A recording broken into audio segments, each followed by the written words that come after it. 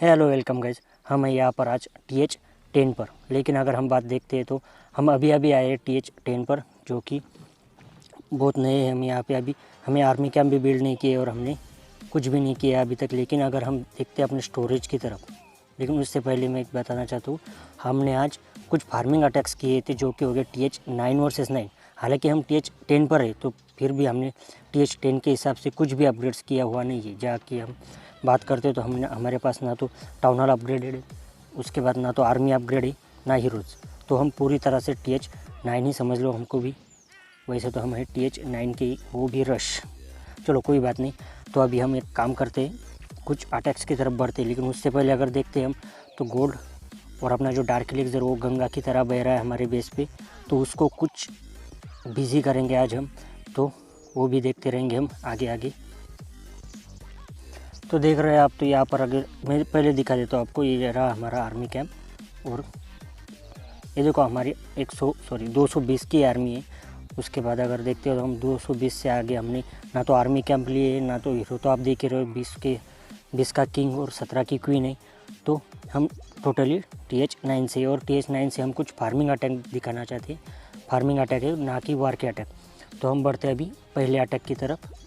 तो चलिए मिलते अटैक। तो देखिए भाई, ये बेस था जो कि TH9 का ही बेस है। अच्छा खासा बेस है, कुछ ज़्यादा रश भी नहीं है। लेकिन अगर बात करते हम यहाँ पर तो हमारे पास आर्मी भी ठीक ठाक है। और हमने CC में ले रखा है स्टोन स्लैमर, जिसे हम बिल्कुल भी यूज़ नहीं करेंगे, क्योंकि TH9 से अगर अटैक कर रहे हैं हम तो TH9 के हिसाब से हमें आर्मी बनानी पड़ेगी। जहाँ पर TH9 वालों के पास स्टोन स्लैमर तो मिलता नहीं, तो हम भी यहाँ पर स्टोन स्लैमर यूज़ नहीं करेंगे। हाँ, लेकिन स्टोन स्लैमर के अंदर की जो CC रहती है अपनी इलेक्ट्रो ड्रैगन्स, उसको हम यूज़ करेंगे, क्योंकि TH9 पर भी इलेक्ट्रो ड्रैगन यूज़ होता है। तो ये उस हिसाब से अगर बात करते हैं हम तो हमारे पास क्लैन कैसल भी है और बाकी की आर्मी अपनी ट्रेन है। तो देखो बेस तो ओपोनेंट का तगड़ा है, आर्मी भी अपनी तगड़ी है। तो चलो बढ़ते हम अटैक की तरफ। दोनों में युद्ध हो ही जाए, अब हो जाए ओपोनेंट का बेस और हमारी आर्मी। चलो हो जाता है, उनके बीच में कर देते अभी युद्ध शुरू। तो अगर यहाँ पर देखते हैं सबसे पहले तो लाइटनिंग स्पेल के साथ हमने एनिमी की क्वीन भी डाउन कर ली। उसके बाद हमने एयर डिफेंस भी डाउन कर लिया, और शायद यहाँ पर एक और डिफेंस था कोई, वो भी डाउन कर लिया हमने। तो चलो वो अच्छी बात थी। मतलब भाई देख रहे हो आप, लाइटनिंग स्पेल के साथ जो क्वीन मारने की मज़ा आता है वो बाकी किसी चीज़ में तो नहीं लगता मुझे। बहुत अलग ही लेवल का वो फीलिंग होती है जब लाइटनिंग से हम एनिमी क्वीन मार देते। तो चलो वहाँ पर एनिमी क्वीन एयर डिफेंस वो तो हमने निकाल दिया। चलो बढ़ते अभी आगे। तो दूसरी तरफ देखते हैं हम, तो हमें मिल रहा था एयर स्वीपर और एक एयर डिफेंस, जो कि अगर एयर डिफेंस देखते हो आप तो वो एयर डिफेंस था, इन बाकी की एयर डिफेंस से एक लेवल कम था। तो वो सौदा हमें मंजूर इसलिए हुआ कि उसके साथ मिल रहा था हमें एयर डिफेंस। तो कोई दिक्कत नहीं। अभी बचते मैक्स एयर डिफेंस 2। तो एक को तो लेंगे हम किंग क्वीन के साथ। किंग क्वीन के साथ एक एयर डिफेंस लेने के बाद अगर आप देखेंगे तो यहाँ पर पूरी जान ही निकाल दी हमने इस बेस की। भाई सभी एयर डिफेंस अगर डाउन रहते हैं तो एयर आर्मी को डिफेंड कौन करेगा, कौन बचाएगा इस बेस को? कोई नहीं। क्योंकि अगर देखते हैं एयर डिफेंस ही नहीं तो एयर अटैक, मतलब बेस तो कंगाल हो गया, वहाँ पे बेस की पूरी जान निकल गई, ऐसी बात हो जाएगी। और उसके बाद कर दिया हमने शुरू अपनी ड्रैगलून। तो ड्रैगलून में हमने एक काम किया, ये जो पहले 3-4 बलून्स थे अपने, वो हमने अलग अलग डाली, क्योंकि जो ब्लैक एयरमैन है वो अपने बलून को टारगेट कर रहे, ना कि ड्रैगन्स को। और उसके बाद हमने सेंटर में डाले पूरे के पूरे बलून। वो इसलिए क्या, ताकि ये जो आखिरी एयर डिफेंस बचता था उसे वो निकाल ले। उसके बाद हमने स्टार्ट कर दिया अपने ड्रैगन्स को। तो ड्रैगन्स काफ़ी आसानी से बेस को क्लियर ही करते चले। डिफेंस तो कोई बचता नहीं था उनको अटैक करने वाला। हार्ड बोल रहा हूँ मैं, क्योंकि आर्चर टावर, हिडन टेस्ला और विज़ार्ड टावर तो ड्रैगन को ज़्यादा कुछ प्रॉब्लम दे नहीं सकती। सिर्फ एयर डिफेंस था, वो तो हमने पहले गायब कर दिया पूरा बेस से। उस वजह से कोई बात तो बनती नहीं यहाँ पे जो कि अपने ड्रैगन्स को रोक सके। तो ये बात तो हो गई। बेस तो देखो पूरा बेस क्लियर हो चुका है। फार्मिंग की तरफ देखते तो, और लूट भी देखो, लूट 6 lakh, 4 lakh and 1000 dark elixir. तो काफ़ी लूट भी काफ़ी अच्छी मिली और अटैक भी काफ़ी अच्छा बढ़िया गया। लेकिन दिक्कत अभी आती है क्लीन अप में। तो देखो यहाँ पर एक बिल्डर हंट, यहाँ पर एक बिल्डर हंट और यहाँ पर एक बिल्डर हंट, तो हमें पड़ गया यहाँ पर मतलब टाइम की कमी हो गई हमें यहाँ पे। उस वजह से हमने 98% निकाल लिया, लेकिन लूट काफ़ी अच्छा थी। तो वही सोच सोच के हमने अटैक किया, उस वजह से हमको यहाँ पर टाइम की कमी महसूस हुई। तो कोई दिक्कत नहीं, लेकिन हमने फार्म तो पूरा कर लिया। और जो डिफेंस थे, जो बोलते हैं अपने स्टोरेज कलेक्टर सब थे, हमने सब कुछ निकाल दिया। तो बचता था क्या, सिर्फ बिल्डर हंट। बहुत दिक्कत देते हैं भाई, बहुत दिक्कत। वार में तो पूछने की बात ही नहीं। वार में सबसे बड़ी अगर बिल्डिंग कह सकते हैं आप उसको एंटी 3 स्टार, तो वो मेरे हिसाब से तो बिल्डर हंट्स के अलावा कोई भी नहीं है। तो चलो कोई बात नहीं, बढ़ते अभी हम दूसरे अटैक की तरफ। तो चलिए दोस्तों, ये अपना दूसरा बेस्ट जो कि TH9 मैक्स है। तो यहाँ पर किया था हमने एक अटैक। तो चलो बढ़ते रिप्ले की तरफ। सबसे पहले हमने क्वीन को लेना चाहा, लेकिन क्वीन काफ़ी चालाक निकली एनिमी की।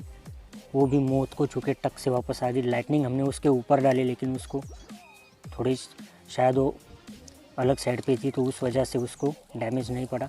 चलो कोई बात नहीं।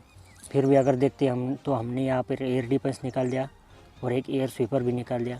तो फिर हमने अटैक स्टार्ट किया एयर स्वीपर के पीछे से यहाँ पे। हाँ, पीछे से ही करना पड़ेगा भाई, अगर आगे किसी करोगे तो हमारी आर्मी की पूरा बैंड बजा देगा एयर स्वीपर।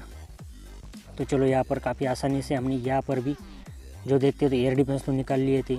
उसके बाद जो एयर डिफेंस बचते थे उस पर हमने हेड स्पेल और बलून के साथ उसे डाउन कर लिया। तो बाकी का क्लीनअप बचता था अपने ड्रैगन्स के लिए। और लूट भी देखते हैं तो लूट भी काफ़ी अच्छी थी, ज़्यादा बुरी भी नहीं कह सकते और ज़्यादा अच्छी भी नहीं कह सकती। हाँ, अच्छी थी। इलेक्सर काफ़ी अच्छे थे यहाँ पे। तो यहाँ पर कोई दिक्कत तो आने वाली नहीं थी हमको। तो चलो करते हैं अभी इसको 2 स्पीड में। अगर यहाँ पर अगर बात करते हैं हम, तो यहाँ पर इलेक्ट्रो ड्रैगन ने जो काम किया था वो काफ़ी अच्छा था। ओह, एयर स्वीपर तो यहाँ पर ही है। इसका मतलब हमने पहले एयर स्वीपर डाउन ही नहीं किया, सिर्फ एयर डिफेंस डाउन करते चले। तो चलो करते इसको 4 स्पीड में। तो यहाँ पर भी वही बात हो गई थी कि हमें अंत में जो क्लीनअप बचता था उसके लिए टाइम में थोड़ी बहुत दिक्कत आ रही थी। तो चलो कोई बात नहीं, आर्मी का भी ओपी है तो दिक्कत भी नहीं आने वाली यहाँ पे, कोई दिक्कत नहीं। मैं तो नूब हूँ, मेरी बात छोड़ दो, मेरे से वो होता ही रहेगा टाइम फेल कभी कभी, ज़्यादा देर नहीं। तो कोई बात नहीं, यहाँ पर हमने तो ट्रिपल निकाल लिया था। लूट के बाद तरफ देखते हम तो लूट में गोल्ड भी अच्छा खासा था हमारे पास, 3 लाख का।